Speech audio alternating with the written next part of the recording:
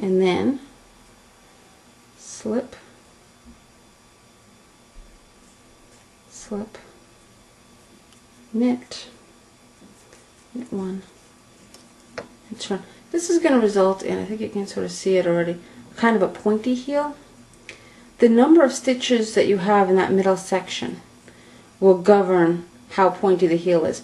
So if we say knit 20 to start, and then purl back 8, we'll have a squarer. And usually knitting patterns will tell you how many to do, but as you start to experiment with them and find the ones that fit your liking best, you'll see that's how you can control how squared it is by that initial row. And I keep saying that you can adjust things and knitter's choice and all of that. And that's because knitting is really meant to be very personalized. You kind of do what you want to do with it. It's not really a right or a wrong way.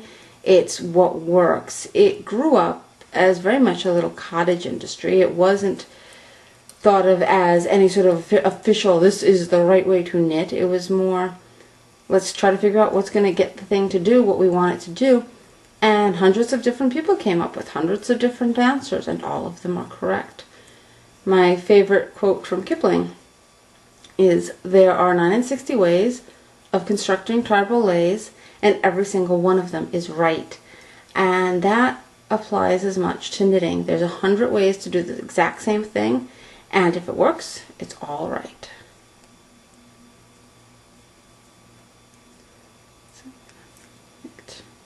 You can see I'm almost done with this.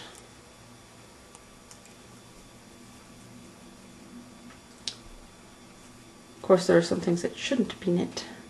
And there's a blog, a wonderful blog. I'm going to put a link to it in the show notes, called Rose Kim Knits. And check out her Thursday entries.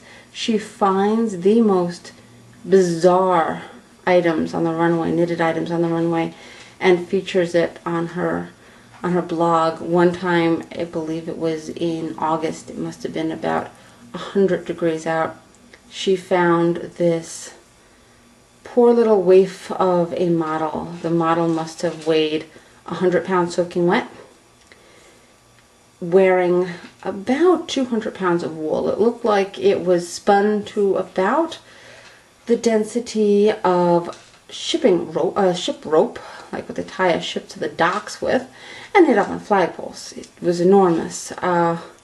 She's got a few like that.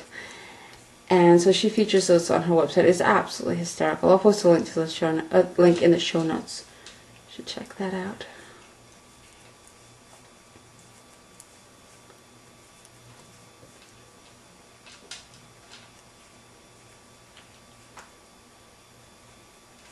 Okay, slip, knit, knit one, turn. Almost at the end. The whole idea is just to use up all of the stitches, be knitting across all of the stitches. And I want to do the entire heel flap because I just want to show you how this works. I know a lot of people get nervous about turning the heel, and it's really not that hard. It's just a matter of doing short rows.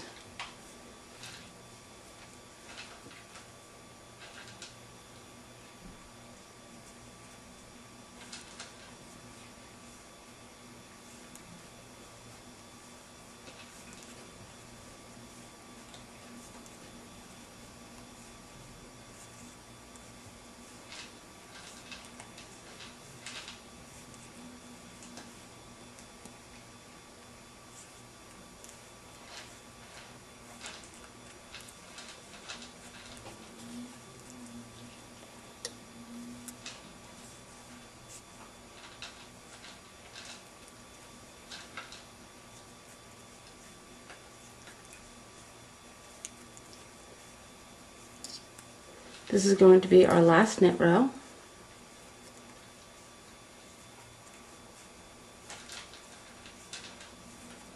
I will show you when we get to the end. Okay, you have the gap between the last two stitches. You just slip, slip, knit.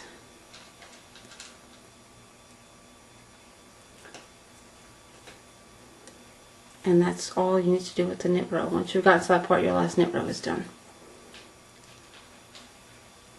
So let's finish the last purl row, and then there's something else I need to show you. It's kind of important. So,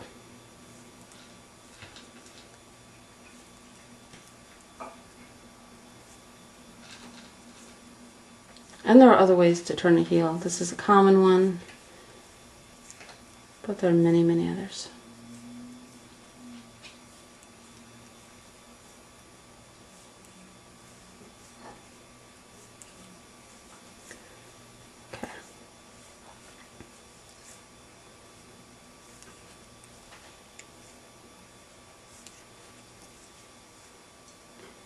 Again, you can see that gap is between the last two stitches.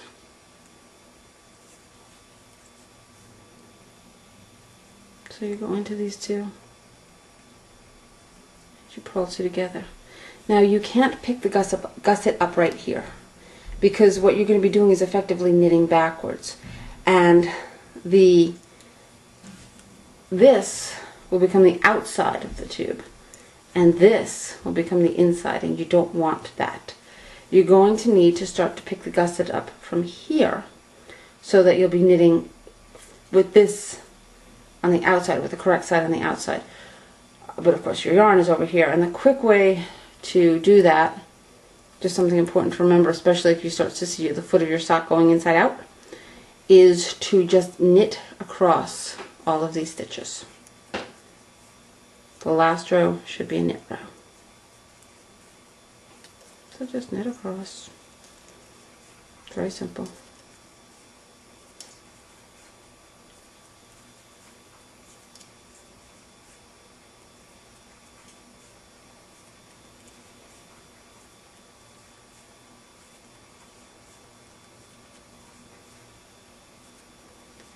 And now you're in position to pick up your gusset properly.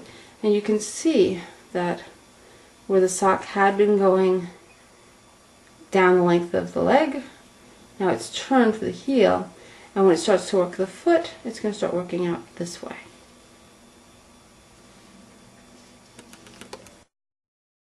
Okay, next time we're going to show how to pick up the gusset and finish that sock that you've been working on. For Knitting Step by Step, I'm Jason Block. And I'm Evie Reisner. Thank you for watching.